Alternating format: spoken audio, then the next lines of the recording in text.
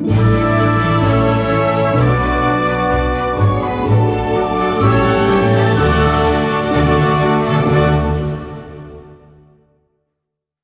to the final part of the judging for Best in Show at the Concours Virtual in aid of UNICEF and presented by Haggerty. We're now down to the last 5 cars in the entire show. 5 amazing cars, each of which have the right to be considered for Best in Show in this, our first inaugural Concours. I'm Jeff Love, I'm the co-chair of the Concours. My right is David Lillywhite, also co-chair. And joining us, we have Peter Larson.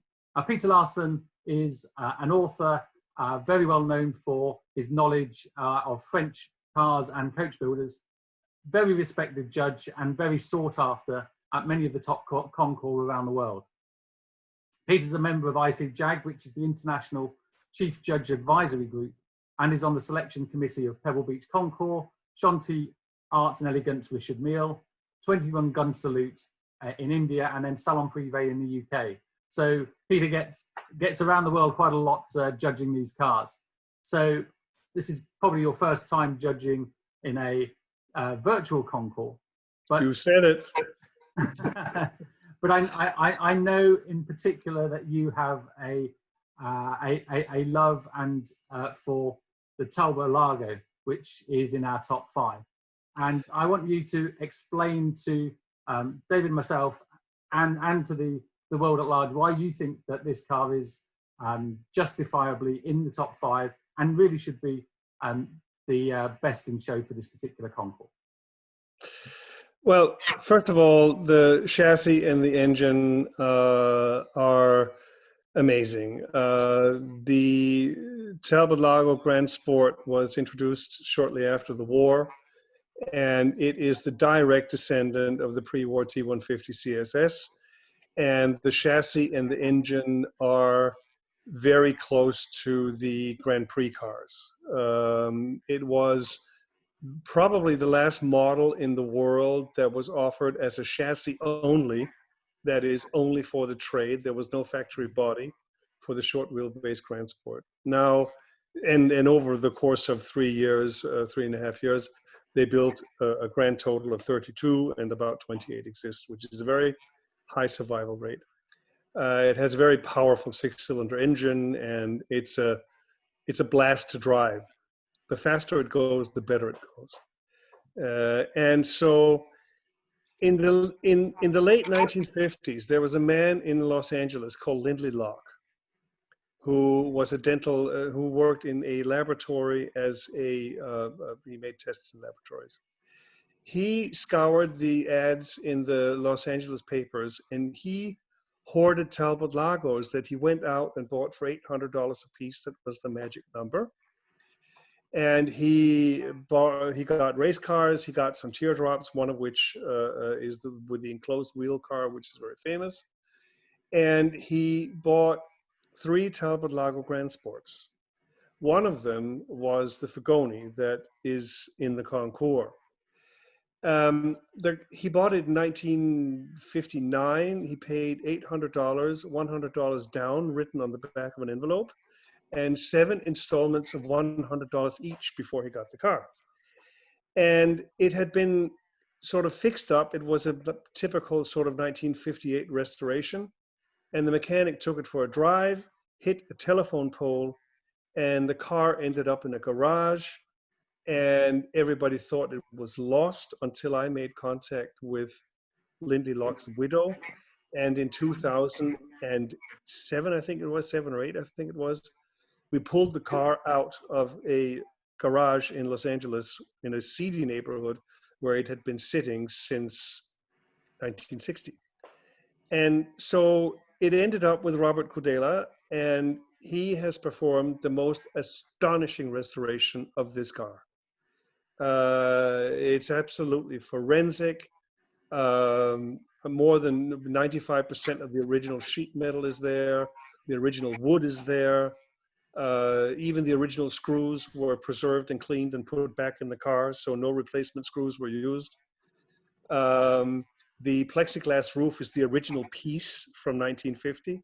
The car, by the way, was shown at the Paris Salon by Figoni in 1950. So it's just an extraordinary car, and it is the only surviving post-war iteration of the pre-war Figoni teardrop shape, which is an iconic car. The styling, the rear fender is pulled all the way up into the roof. I don't think there's any other car where you will see that. Mm. And I've experienced Robert, and especially his father, who sometimes qualifies as kind of a crazy man. He will drive this car like he's like a bat out of hell, and it goes very fast. It's very quick. It's a race car chassis, and so you have on the one hand this amazing, unique one-off hand-built Figoni body, and then you have this powerful these powerful underpinnings, and it has a Wilson pre-selector gearbox, which is very much a love it or hate it thing. I love them, but you have to master them. You have to learn how to drive them. Once you do so, you can shift with almost spooky speed, which is something you couldn't do with conventional gearboxes in 1948-49. So to me, this car is endlessly fascinating. I often say, and here's where I get really nerdy, as if I wasn't, but this is where I get really nerdy.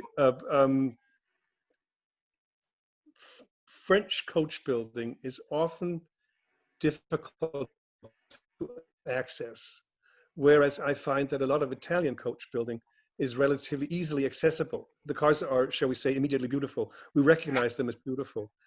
French coach building is often more complex. It's a little bit like the difference between a complex and awkward Burgundy and a pleasing Italian Brunello. But the thing about the French coach work is that I find it more rewarding, the subtleties, until after you've contemplated them for a long time. Suddenly you see a car like this Figoni from another angle, and it looks completely different. And that is the subtlety of French coach building. And I admit I am totally biased, and I am very much a nerd. It's okay to be a nerd in this forum, isn't it? Really, I think that's right. I don't have a choice. Exactly. Tell us a little bit about the early history of the car as well, because that led to that very distinctive feature at the front, hasn't it?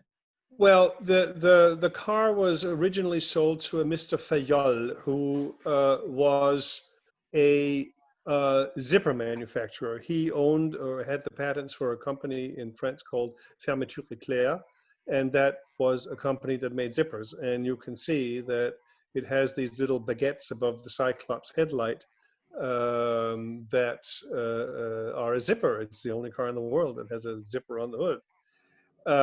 We know that by 1956, well, actually, it went through de Daubalier's garage. We know that.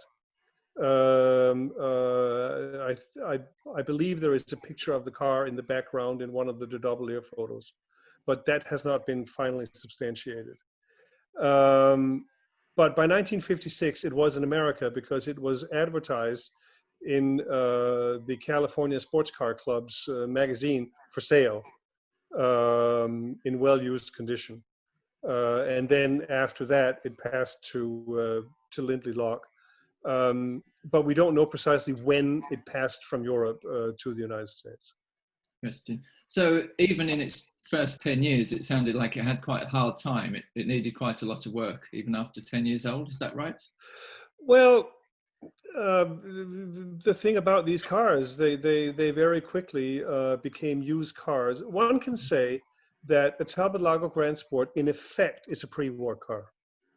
The chassis, the engine construction, which by the way is much like the Riley. It has twin cams high in the block and cross push rods, and so it's like for hemispherical combustion chamber. So it's a lot like the Riley system. So when the 12-cylinder Ferraris started coming out, they were small and light. It's sort of like the difference at Le Mans in the 30s between the 4.5-liter Bentleys, which were these behemoths, and then the little light 8C 2300 Alphas. And of course, the Talbot Lago was a large, heavy machine, whereas the Maseratis and the Ferraris were small and light and lithe. I would not deny that generation of cars that came out of Italy were technically far superior. To me, and this is again where I become the nerd, they just don't have the magic. No, that's fair enough. What did catch your eye when you were judging it? So it's been at Salon Privé, hasn't it, and Chantilly, where it's won Best of Shows. Well, the car premiered after its restoration at Pebble in 2018, yep. And this was the first time that Robert Crudela had ever been to Pebble, and he was runner-up for Best of Show, which I think is a remarkable feat. And then the car went on to win Best of Show at Chantilly, and it won Best of Show at Salon Privé. And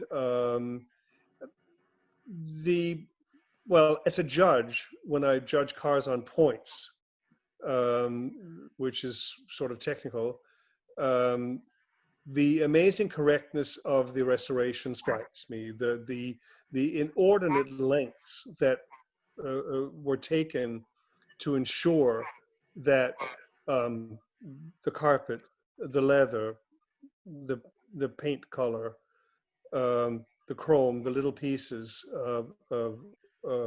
were absolutely as they were when they left the Figoni premises. And the door capping, when it was taken apart, the original door capping, because they just slapped something over it in California in the 50s. The original door capping was found and meticulously restored.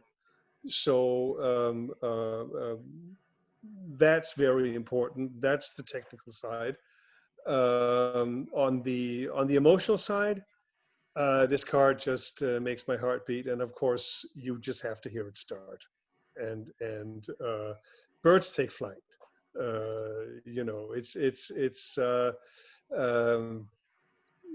It's a car that even people who are not into cars and never notice cars, they will stop and walk into a lamppost when this thing drives by.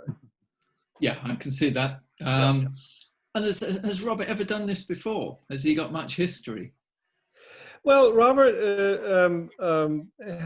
his father František has been collecting cars in the Czech Republic, and when František retired and Robert took over their business, he built the most amazing restoration facility, which would rival professional facilities anywhere, so that his father could sort of potter around and restore cars. And they started off by for this express purpose by purchasing 2 Talbot Lagos. The other one, which was going to be at Pebble in a week's time,